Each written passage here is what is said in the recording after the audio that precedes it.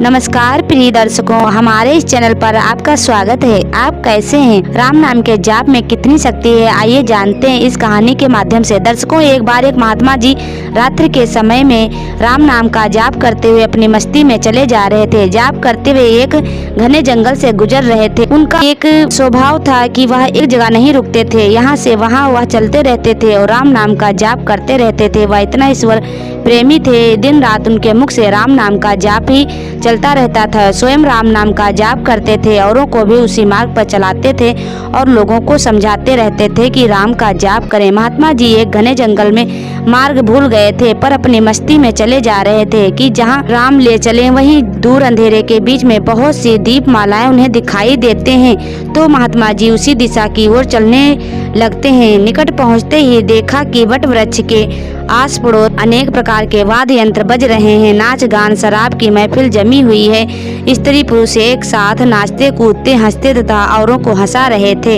यह सब महात्मा जी खड़े होकर वहीं पर देखने लगते हैं। उन्हें महसूस हो जाता है कि यह मनुष्य नहीं, यह तो सब प्रेतात्मा है।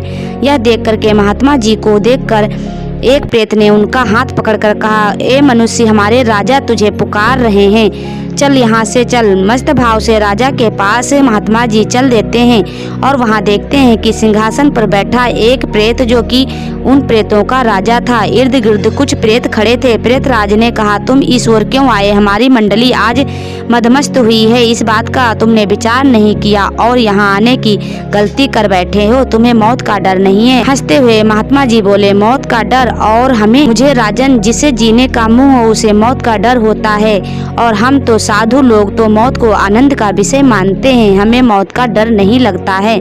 यह तो एक देह परिवर्तन है। जो मनुष्य एक बार जीवन पाता है तो उसकी मौत भी होती है, इसमें मौत से डरने का क्या कारण? प्रेतराज, तुम जानते हो हम कौन हैं? महात्मा जी, मैं अनुमान करता हूँ कि आप एक प्रेतात्मा हो। प्रेतराज, तुम जानते हो लोग समाज हमारे नाम से कांपते हैं। प्रेतराज ने महात्मा से कहा। महात्मा जी ने कहा, प्रेतराज, मुझे मनुष्य में गिनने की गलती मत करना। हम जिंदा दिखते हुए भी मनुष्यों के जैसे नहीं हैं। हमारे जीने की इच्छा से हम नहीं है, बल्कि राम नाम के जाप से ही जीते हैं। हमारे हर रोम रोम में राम का नाम व्याप्त है। हम मौत से नहीं डरते। महात्मा जी ने प्रेत से कहा, मैं एक प्रश्न पूछ सकता हूँ? महात्मा जी की निर्भयता देख करके प्रेतों के राजा को आश्चर्य हुआ कि प्रेत का नाम सुनते ही लोग डर जाते हैं और मनुष्य में इतनी यह ताकत कहाँ से आ गई कि वह हमसे बात कर रहा है। सचमुच ऐसे मनुष्य से बात करने में कोई हर्ज नहीं। प्रेतराज बोला, पूछो क्या प्रश्न है? महात्मा जी ने कहा कि उत्सव क्यों मनाया जा रहा है? प्रेतराज बोला, मेरी इकलौती कन्या योगी पति पर न मिलने के कारण अब तक कुंवारी है, लेकिन अब योग्य जमाई मिलने की संभावना बन गई है। कल उसकी शादी है, इसलिए यह उत्सव मनाया जा रहा है। महात्मा जी, तुम्हारा जमाई कहाँ है? मैं उसे देखना चाहता हूँ। प्रेतराज बोलते हैं कि अभी तो वह हमारे पद को प्राप्त नहीं हुआ, यानी कि प्रेत योनि में नहीं आया है। वह इस जंगल के किनारे एक गाँव के श्रीमंत का पुत्र। बीमारी होने के कारण वह इस समय भयानक रोग से पीड़ित है। वह कल संध्या के पहले उसकी मौत होगी, फिर वह हमारी यौन में आ जाएगा, प्रेत यौन में हो जाएगा। उसकी शादी मेरी कन्या से होगी, इसलिए रात गीत नृत्य और मद्यपान करके हम आनंद उत्सव मनाएंगे। महात्मा जी वहां से विदा होकर श्री राम नाम का जाप करते हुए जंगल के किनारे के गांव में पहुंच जाते हैं, जहां पर वह सेठ का लड़का बीमार था।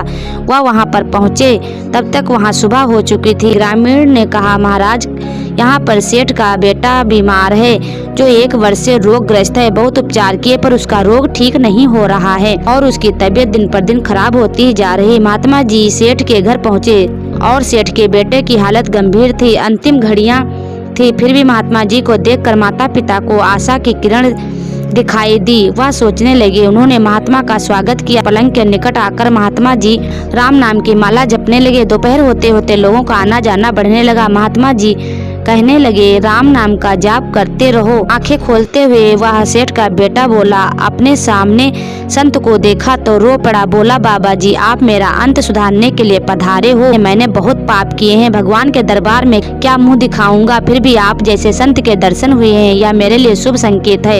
इतना बोलते ही उसकी सांसें फूलने लगी, वह खांसने लगा। बेटा, निराश ना हो, भगवान राम पतित पावन है, तेरी यह अंतिम घड़ी भी वह पार करेंगे। अब काल से और मृत्यु से डरने का कोई कारण कारण नहीं, खूब शांति से और आप अपने वेग को बढ़ाते हुए श्री राम नाम के जाप में मन को लगा दो।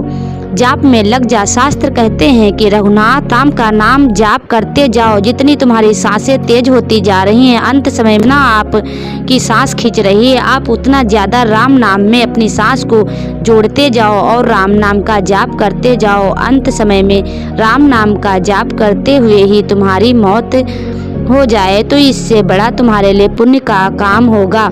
ऐसा कहकर महात्मा ने सेठ के बेटे के कान में सारी बातें कही। सेठ का बेटा और भी ज्यादा गहरी सांसें लेने लगा। उसकी अंतिम घड़ी नजदीक आ गई थी। सेठ के लड़के की सांसें ज्यादा फूलने लगी। वैद्य हकीम बुलाए गए, भस्म आदि लगाई गई। फिर यह जानकर के महात्मा जी ने थोड़ा नीचे झुककर उसके कान में राम नाम लेने की याद दिलाई। राम बोलते ही उसके प्राण पे खेरू उड़ गए। लोगों ने रोना शुरू कर दिया। शमशान में उसके ले जाने की तैयारी शुरू हो गई।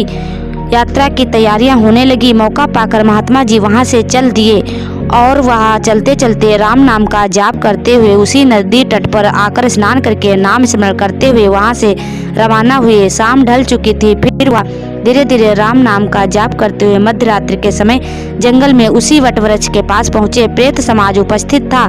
वहां पर प्रेत राज सिंहासन पर हताश होकर बैठे थे। आज गीत नृत्य हास्य कुछ न था। चारों ओर सन्नाटा फैला हुआ था और काफी ज्यादा वहां पर लोग रो रहे थे। सब प्रेत रो रहे थे। महात्मा ने पूछा, प्रेत राज, कल तो यहाँ आनंद उत्सव था, आज यहाँ पर शोक क्यों है? आप सब लोग क्यों रो रहे हैं? क्या कुछ हो गया है? प्रेत राज, हाँ भाई, हम रो रहे हैं। हमारा सत्यानाश हो गया। मेरी बेटी कुंवारी रह जाएगी और उसकी शादी भी नहीं होगी, कुंवारी रह जाएगी। महात्मा जी बोले, प्रेत राज, तुम्हारा जमाई तो आज मर गया है, फिर तुम्हारी बेटी कुंवारी क्यों रह जाएगी? प्रेत राज ने चिढ़कर कहा, तेरे पाप से मैं ही मूर्ख हूँ। मैंने कल तुझे जो बता दिया, तूने हमारा सत्यानाश कर दिया। महात्मा ने नम्र भाव से कहा, मैंने आपका हित किया है, ऐसा कैसे हो सकता है? यह मुझे समझ में नहीं आता। क्षमा करना, मुझे मेरी भूल बताओगे तभी तो मैं समझूंगा। मैं दोबारा नहीं करूंगा। प्रेतराज ने जलते हुए हृदय से कहा। प्रेतराज ने चिढ़ते हुए महात्मा से कहा कि तुमने नाम स्मरण का मार्ग बताया उस सेठ के लड़के से। अंत समय में भी राम का नाम उसके कान में बोला और वह सेठ का बेटा प्रेत योनि से छूट गया। आप सच कहते हो प्रेतराज? हाँ भाई, जो मनुष्य राम नाम का जाप करता है वह अवश्य प्रेत योनि से छूट जाता है। राम नाम का जप प्रताप से कभी हमारी योनि को प्राप्त नहीं होता।